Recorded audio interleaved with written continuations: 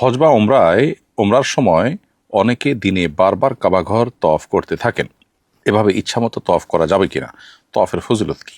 তওয়াফ ইচ্ছামতো করতে কোনো অসুবিধা নেই, অর্থাৎ তওয়াফের কোনো সর্বনিম্ন বা সর্বোচ্চ কোনো পরিমাণ ঠিক নাই যে দিনে এতবার করতে হবে বা এর বেশি করা যাবে না। কারণ যদি দিনে 2 বার 3 বার তওয়াফ করার মতো এনার্জি থাকে বা 4 বার 5বারও করার এনার্জি থাকে, তিনি করতে পারেন। তওয়াফের ফজিলত সম্পর্কে আব্দুল্লাহ ইবনে ওমর রাদিয়াল্লাহু তাআলা বর্ণিত হাদিসে নবী সাল্লাল্লাহু আলাইহি ওয়াসাল্লাম ইরশাদ করেছেন, যে ব্যক্তি বাইতুল্লাহর 7টা চক্কর দিবে বা তওয়াফ করবে, এরপর তওয়াফের পর 2 রাকাত নামাজ পড়বে, তার এই তওয়াফটা একটি দাস মুক্তির সওয়াব তাকে এনে দিবে। একজন কৃতদাসকে মুক্ত করলে, কিনে তাকে মুক্ত করে দিলে সেটা যতটা সওয়াবের হবে, একটি তওয়াফ সেরকম সওয়াবের বিষয় হবে।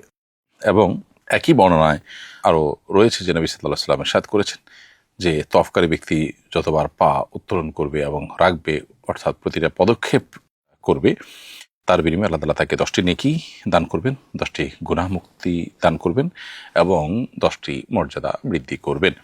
এই জন্য সাধ্য অনুযায়ী তওয়াফ করা উচিত। তবে লক্ষ্য করা দরকার যে তওয়াফের পরিমাণ বাড়াতে গিয়ে যেন তওয়াফের কোয়ালিটি যেন ফল না করে, বরং খুব সুন্দরভাবে পরিপূর্ণ মনোযোগের সাথে, ধীরস্থিরতার সাথে তওয়াফ করতে হবে।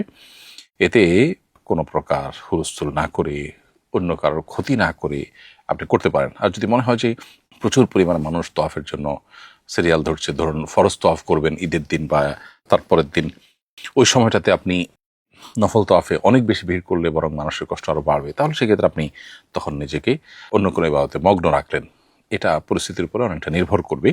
ইমানদার তার জন্য ইবাদত করার নির্দেশনা আল্লাহ তাআলা যেমন দিয়েছেন, তেমনিভাবে অন্যদের সুবিধা অসুবিধাগুলো, বিশেষ করে নফল ইবাদত করতে গিয়ে আর কারোর জন্য কষ্টের কারণ না হয়, বা নফল ইবাদত যদি পরিহার করে অন্য কারোর উপকার পৌঁছানো যায়, তো সেদিকটাকেও আমাদের মাথায় রাখতে হবে।